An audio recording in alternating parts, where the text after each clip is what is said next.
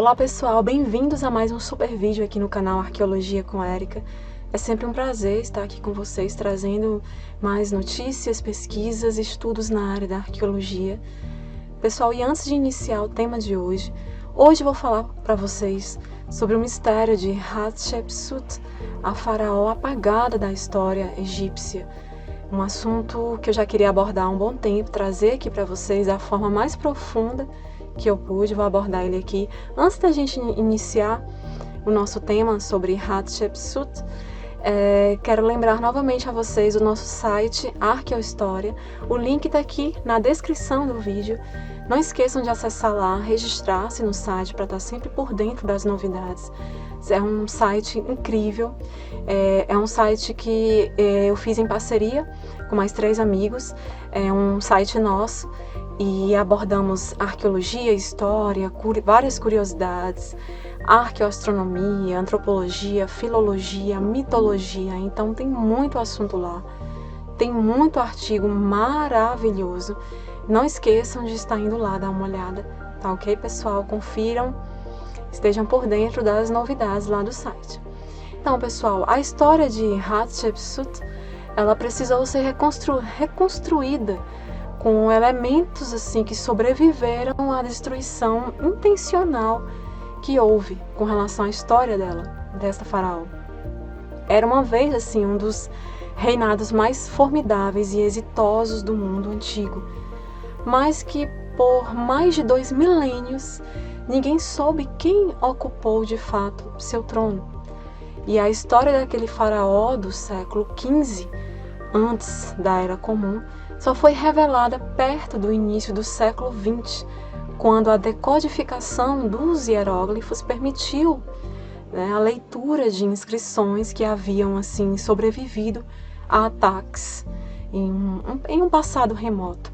As imagens elas haviam sofrido quase todas as indignidades imagináveis, descobertas nos destroços no grande complexo de templos e tumbas de Deir el-Bahari, que é o templo de Hatshepsut, que é um templo escavado na rocha no vale de Deir el-Bahari, situado próximo a Luxor e capaz assim de impressionar os seus visitantes.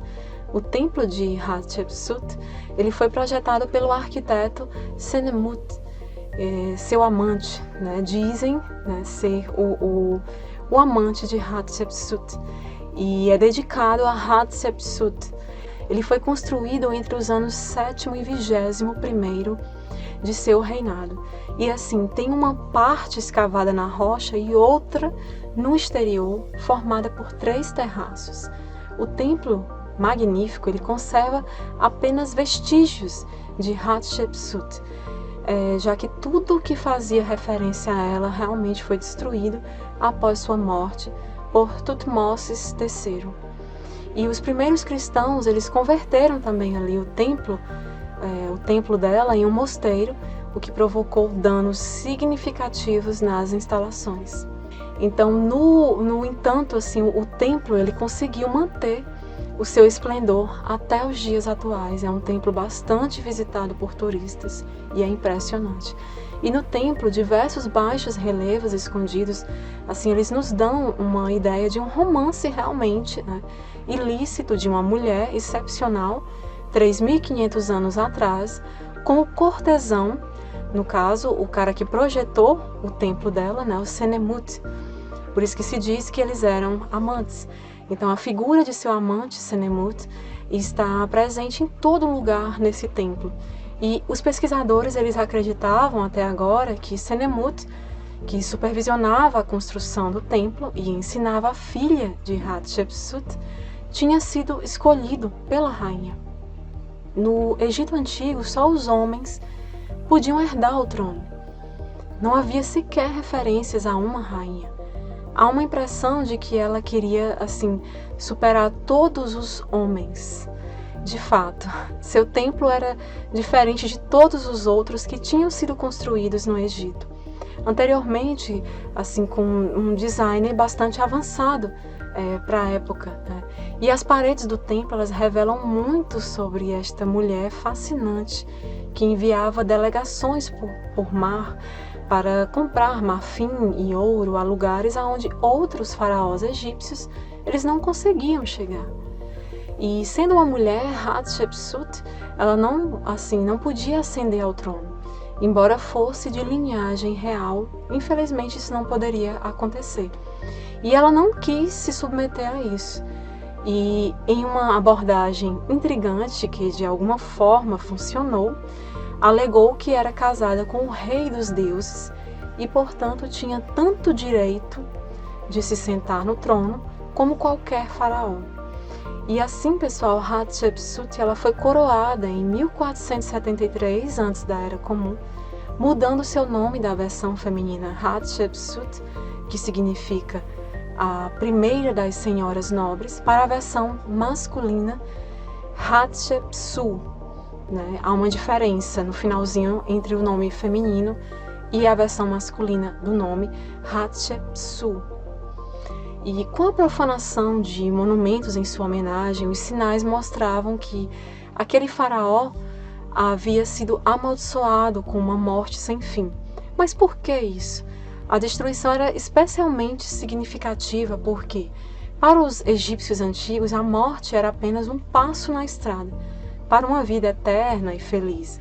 E o espírito ele poderia viver além do túmulo, mas assim, apenas se houvesse realmente alguma memória, um corpo, uma estátua ou pelo menos um nome do falecido na terra dos vivos. E nesta imagem de 1905 nós temos, vocês podem ver, o obelisco mais alto do Egito no templo de Karnak, erguido pela filha de Tutmés, Hatshepsut, frequentemente chamada de Hatshepsut. Foi erguido por ela, esta obra. E para os egiptólogos mais tradicionais, a história por trás disto era de que uma mulher usurpadora do tipo mais vil, que foi retaliada por um faraó depois da morte dela. E mas os pesquisadores mais recentes, eles têm uma versão totalmente diferente. As estátuas profanadas eram de um dos faraós, ou uma faraó, mais bem-sucedido, influentes e longevos, do Egito antigo. E, na verdade, se tratava de uma mulher, não de um homem. Uma das poucas a governar aquela grande civilização e por um período equiparável ao reinado de Cleópatra, que posteriormente governaria por cerca de 20 anos. Seu nome era Hatshepsut, que significa a mais importante das nobres damas. E ela, pessoal, era uma princesa real, filha da rainha Amoses e do rei Tutmés I, um general famoso por lendárias batalhas militares. E o casal não tinha um herdeiro homem, mas havia uma opção aceitável, o príncipe Tutmés, filho de uma respeitada rainha secundária. E para proteger a linhagem real, o rei ordenou que Hatshepsut e o príncipe se casassem. Quando Tutmés I descansou da vida, quando ele faleceu, os meus irmãos herdaram o trono. Entretanto, cerca de 3 anos após a coroação, Tutmés II, que era casado com Hatshepsut, ele adoeceu e morreu. E o único sucessor homem disponível era o filho pequeno de uma mulher de nível mais baixo de seu harém. Embora não fosse incomum que mães assumissem o poder, se os faraós fossem muito novos para governar, a de Tutmés III não tinha preparação para isso. Então Hatshepsut, a rainha viúva, tornou-se regente em nome do seu enteado ou sobrinho. Tutmés III não era filho de Hatshepsut, era como um enteado dela, era filho de uma outra mulher com Tutmés II. Então, ele era muito pequenininho. Aí Hatshepsut assumiu, tornou-se regente em nome do seu enteado. E as imagens da época retratam Tutmés como um faraó adulto, embora na realidade, no caso Tutmés III, embora na realidade ele mal tivesse aprendido a andar. Era muito pequeno. E sempre ao lado de Hatshepsut, que estava na casa dos 20 anos, vestida de rainha e com uma postura recatada. E quando Hatshepsut passou de regente a faraó, sua imagem começou a se transformar. Aqui, por exemplo, pessoal, nesta imagem, ela ainda aparece com traços femininos, mas também com um nemés, que é o símbolo dos reis na cabeça. Anos depois, por algum motivo desconhecido, Hatshepsut tornou-se faraó. E aí há uma grande incógnita.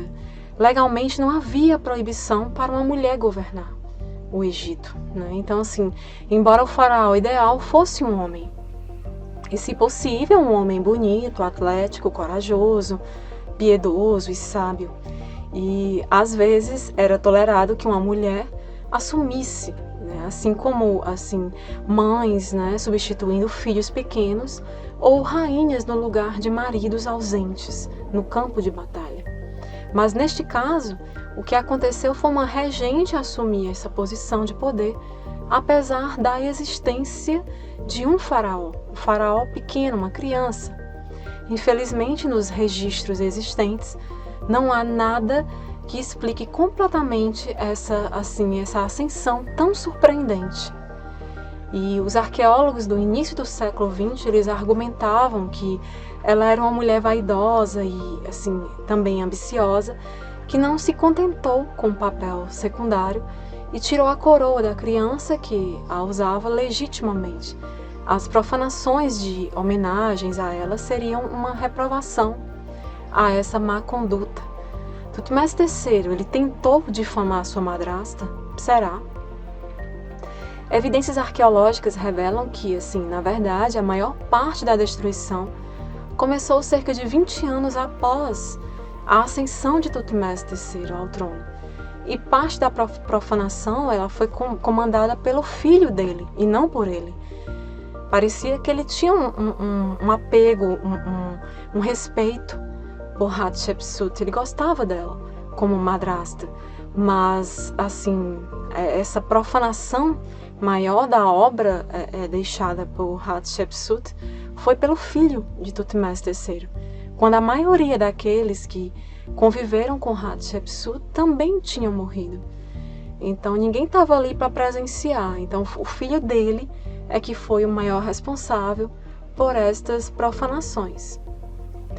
E ao que tudo indica hoje, a rainha nunca depôs seu enteado, não tirou seu título de faraó, nem mesmo escondeu. Nas imagens, eles sempre apareceram lado a lado, eles dois, às vezes até como gêmeos.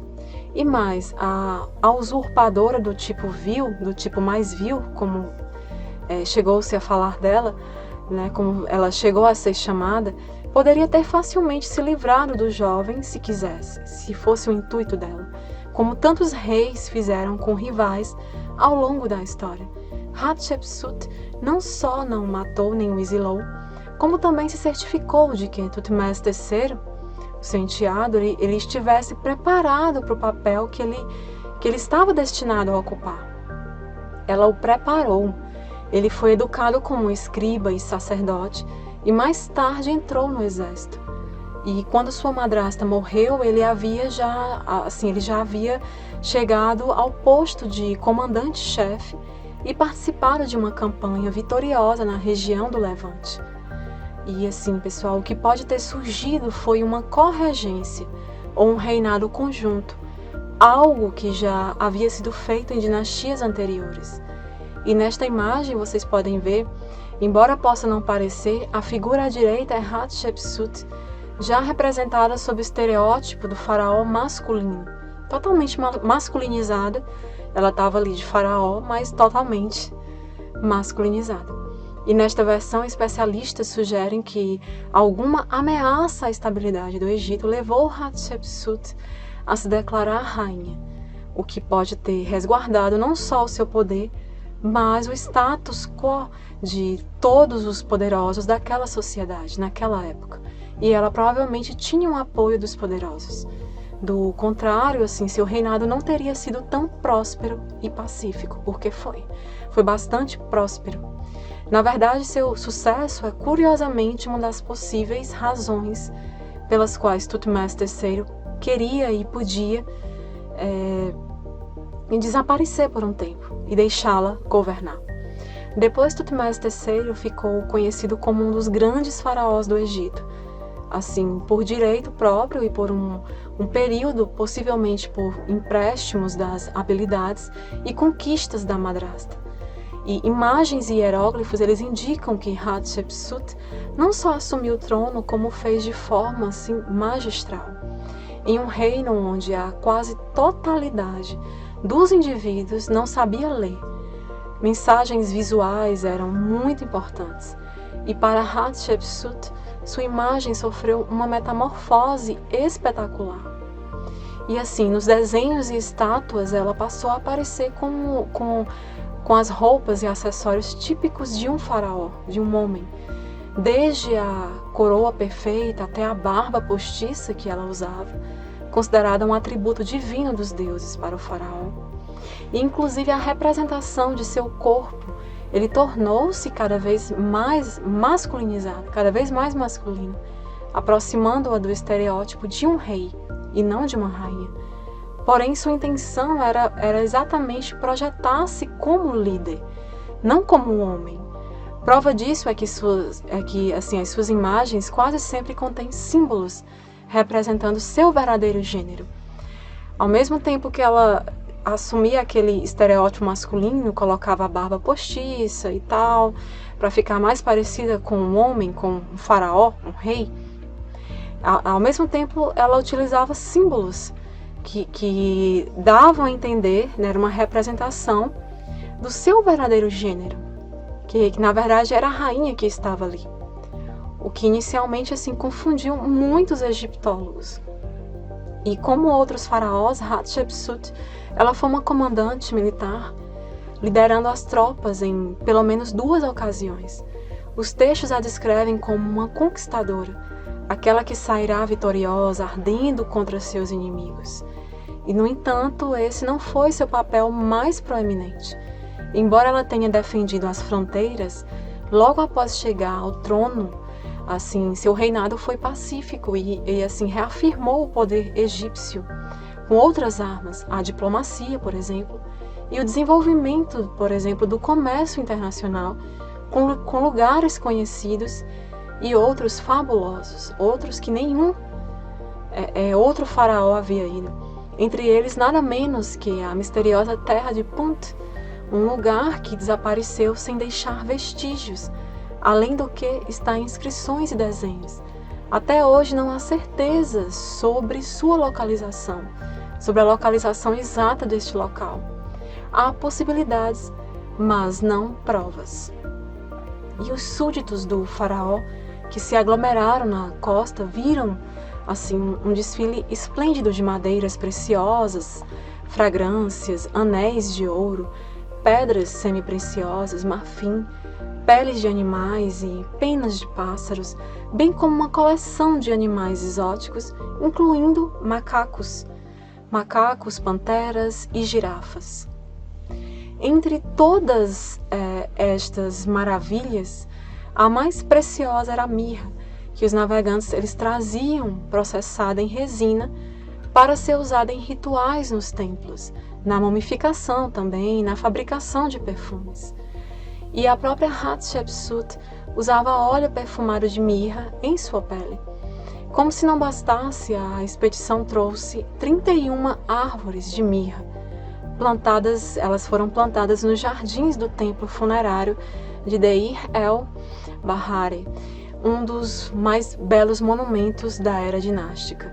E o que se sabe é que o lugar existiu, e uma das mais belas provas disso é o retrato de uma expedição patrocinada por ela, por Hatshepsut, na qual seus navios zarparam carregados de valiosos bens, como miçangas, pulseiras, armas de metal, e voltaram cheios de tesouros extraordinários. Nesta imagem, pessoal, temos a representação do nome de Hatshepsut, que deveria figurar abaixo entre os de Tutmés II e Tutmés III na lista real. E sabemos os detalhes sobre a fabulosa expedição graças as inscrições e as imagens gravadas nas paredes deste templo. Foi lá, aliás, que os arqueólogos encontraram também, pela primeira vez, evidências da tentativa de apagar Hatshepsut da história. Um dos indícios dessa tentativa de apagá-la da história é o fato de que seu nome não consta em nenhuma das listas de reis. Depois de Thutmose II, vem Thutmose III, ou seja, eles literalmente apagaram, retiraram o nome dela, o nome da faraó, da Hatshepsut. Mas juntando diferentes vestígios, muitos assim em forma de monumentos, embora danificados, egiptólogos eles conseguiram recriar parte do reinado dela, montando um enorme quebra-cabeças. Existem vestígios de Hatshepsut não apenas em Deir el-Bahari, mas em muitas outras construções erguidas durante seu reinado, e durante assim o qual foram levantados e reformados templos e santuários ali do Sinai à Núbia, até a Núbia, como a Capela Vermelha, 2 pares de obeliscos no complexo de templos de Karnak, e o templo de Pajet, escavado na pedra em Beni Hassan. E ela também deixou centenas de estátuas de si mesma, bem como seus pensamentos e relatos da sua história, real ou fantasiada, inscritos em pedra. E a descoberta de sua múmia lançou uma luz assim sobre a sua morte, sendo identificada ali por volta de 2007. Se descobriu, portanto, que Hatshepsut sofria de várias doenças. A partir de então, os estudiosos concluíram que a faraó, por exemplo, ela era obesa, e sofria, por exemplo, de câncer. E, além disso, existe assim, uma teoria, mas além do câncer, diabetes também, ou seja, então obesidade, diabetes, ela sofria de um câncer. E, além disso, existe uma teoria mais recente onde se presume que Hatshepsut teria usado um creme facial que despertou esse câncer, que tirou sua vida aos 50 anos de idade. Então, pessoal, aqui eu vou finalizar o vídeo sobre esta incrível governante, esta incrível faraó, Hatshepsut.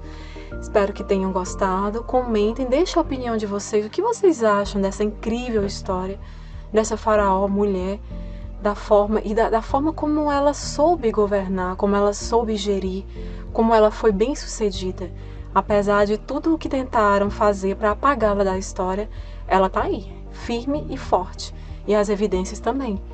Então deixe nos comentários a opinião de vocês, tá ok? Não esqueçam de compartilhar este vídeo com mais e mais pessoas, para esse conhecimento chegar a muitas mentes, e o canal também começar a chegar a mais pessoas, né?